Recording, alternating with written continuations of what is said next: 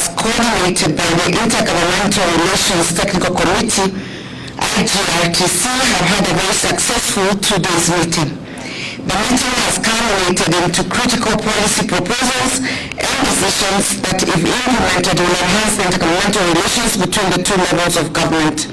It is therefore our wish to jointly read out our resolutions adopted by the Summit as part of our commitment in enhancing intergovernmental relations to promote effective service delivery by both levels of government. We have therefore agreed as follows: that every Kenyan shall be treated equally by both levels of government, regardless of their political affiliation. Government services, initiatives, and programs shall be accessible to all Kenyans wherever they are. 2, that the national government commits to ensure timely disbursement of counties' share of allocated revenues. This will be in line with the approved disbursement schedule. 3, that the Intergovernmental Relations Technical Committee shall fast-track the process of identification, analysis, and transfer of all pending devolved functions to the county governments in the shortest time possible. 4, the IGRTC shall work jointly with key stakeholders, COG amongst others, to fast-track the completion of valuation exercise of all assets related to devolved functions in the current financial year to allow for formal and final transfer of the assets.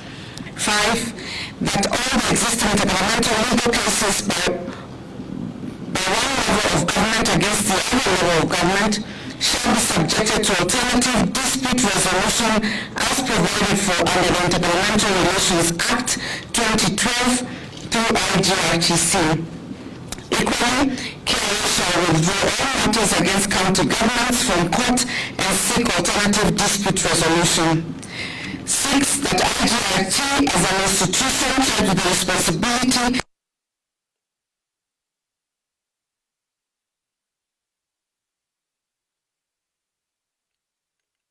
both levels of government.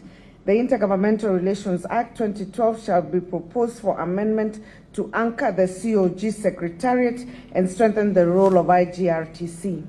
7, that for purposes of intergovernmental coordination of security across the country, the county policing authorities, chaired by the county governors, shall be operationalized within 6 months.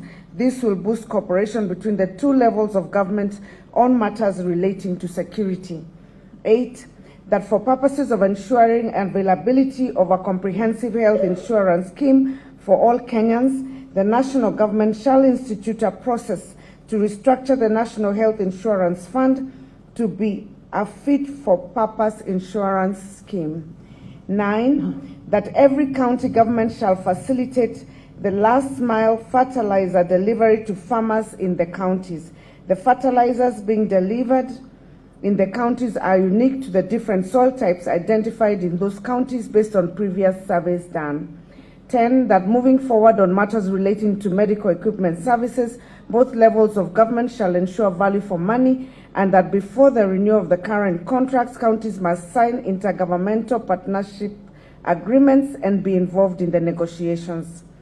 11, that in the national government shall support county governments through conditional grants amounting to 2.7 billion for 3 years to support 100,000 community health workers / volunteers, the service and training of the CHW/V shall be standardized through an intergovernmental process.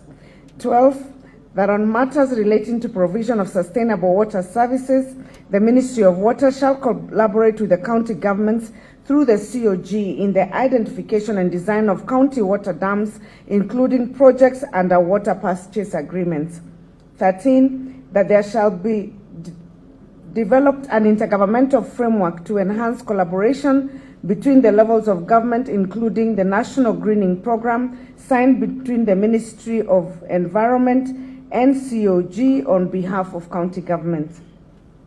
14, that there shall be developed a standard intergovernmental engagement framework that prescribes the obligation as well as the benefit of each level of government for ease of coordination and implementation of the Affordable Housing Program. 15, that the IGRTC and COG respective stakeholders shall prepare an inventory of all legislation impeding on the effective implementation of devolution and submit to both houses of Parliament for review and amendments. Similarly, all proposed legislations currently in Parliament that are deemed to claw back on devolution shall be withdrawn and a consultative process to be instituted before they are reintroduced to either House of Parliament. The Attorney General shall introduce an omnibus bill to Parliament amending all legislation that impede on devolution. 16, that for purposes of ensuring effective intergovernmental coordination of concurrent functions relating to state corporations, COG shall in the next 1 week forward a list to the Office of Deputy President of State Corporations performing related county functions requiring counties representation for consideration and inclusion. 17, that county governments shall develop a framework on ECDE and seek advice from SRC on an affordable package for the management of the function. County governments shall draw resources from their own revenues to support that function. 18, that the national government through the Deputy President Office shall work with COG, respective line ministries, to develop a framework that will regulate licensing of bars in county governments. 19, that the Ministry of Roads shall urgently convene a consultative meeting with the COG to come up with a reform agenda of the road sector. The road maintenance levy fund allocation to counties shall be considered in the year 2024-2025 financial year through a restructured process. 20, that the National Executive shall relook into the national government's proposed 2023-2024 budget and programs within the next 1 week with a view to identifying areas of duplication to allow transfer of those attendant resources to counties. 21, that counties shall be allocated an additional 100 million shillings each as conditional grants in the 2023-2024 financial year to operationalize the national government's program on aggregated industrial parks in counties. The total allocation shall be 4.7 billion to all 47 county governments. 22, that the Salaries and Remuneration Commission shall undertake an assessment of the health workers with a view to facilitating the collective bargaining agreement negotiations. And finally, 23, that the Ministry of Health to extend the contracts of UHC staff for a further period of 3 years term under the same terms and conditions. Thank you. Very good.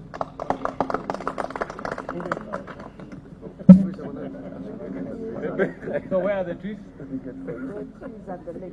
They're this way? Okay.